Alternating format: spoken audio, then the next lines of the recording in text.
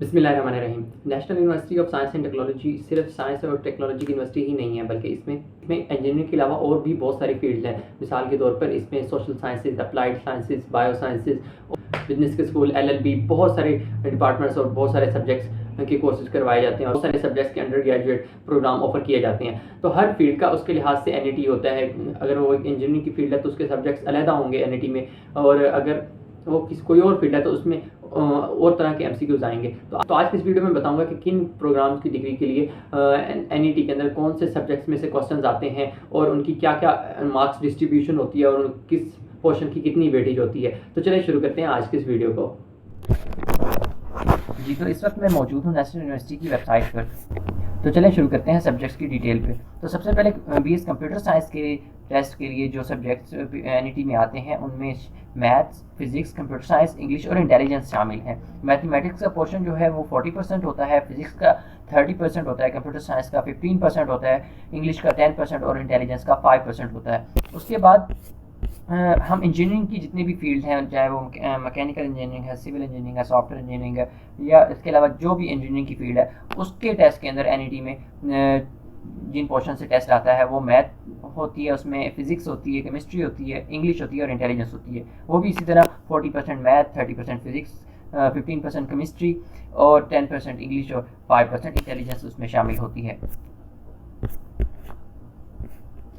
उसके बाद BS computer science for pre medical students, वो स्टूडेंट्स जिन्होंने FSC में बायो रखी होती है तो वो भी कंप्यूटर साइंस का टेस्ट दे सकते हैं। तो उनके लिए क्राइटेरिया थोड़ा चेंज होता है। तो उनकी 40% मैथ की बजाय, FSC वाली मैथ की बजाय उनकी क्वांटिटेटिव मैथ्स होती है, बेसिक मैथ होती है, एनालिटिकल क्वेश्चंस होते हैं, वो भी 40% होती है।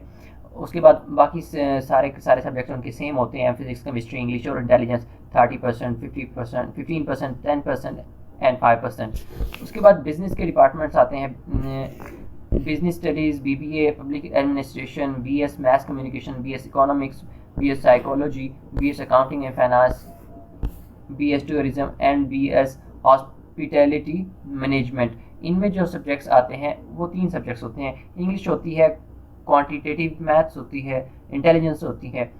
ये इंग्लिश इसमें 40% होती है, बेसिक मैथ भी 40% होती है और इंटेलिजेंस का पोर्शन 20% का होता है। इसके बाद जो student bachelor of architecture and industrial design में जाना चाहते हैं, साडा का जो डिपार्टमेंट है उसमें एडमिशन लेना चाहते हैं, तो उनके अंदर उसके NET में जो सब्जेक्ट्स आते हैं उनमें मैथ्स, फिजिक्स, इंग्लिश और इंटेलिजेंस शामिल है। मैथ का पोर्शन उसमें 30% होता है, फिजिक्स का पोर्शन भी 30% होता है, इंग्लिश का पोर्शन 25% होता है और इंटेलिजेंस का पोर्शन 15% होता है। उसके बाद BS मैथमेटिक्स और BS फिजिक्स आते हैं। BS मैथमेटिक्स में मैथ्स, इंग्लिश और इंटेलिजेंस के सब्जेक्ट्स होते हैं। मैथ्स उसमें 85% होती है, इंग्लिश 10% और इंटेलिजेंस 5%। जबकि BS फिजिक्स में फिजिक्स, मैथ्स, इंग्लिश और इंटेलिजेंस के सब्जेक्ट्स आते हैं। उसमें फिजिक्स का पोर्शन 45% होता है, मैथ का 40%, इंग्लिश का 10% और इंटेलिजेंस का 5% होता है। इसके बाद BS केमिस्ट्री में अगर आप एडमिशन लेना चाहते हैं तो उसमें केमिस्ट्री, इंग्लिश और इंटेलिजेंस के सब्जेक्ट्स होते हैं। केमिस्ट्री का पोर्शन 85% होता है, इंग्लिश का 10% और इंटेलिजेंस का 5% होता है। तो उम्मीद करता हूँ आज की वीडियो आपको अच्छी लगी होगी। अगर आपका इससे रिलेटेड कोई भी क्वेश्चन है तो आप कमेंट सेक्शन में पूछ सकते हैं, मुझे इंस्टाग्राम पे भी मैसेज कर सकते हैं, मैंने उसका लिंक डिस्क्रिप्शन में दे दिया है। तो मिलते हैं नेक्स्ट वीडियो में। अल्लाह हाफिज़।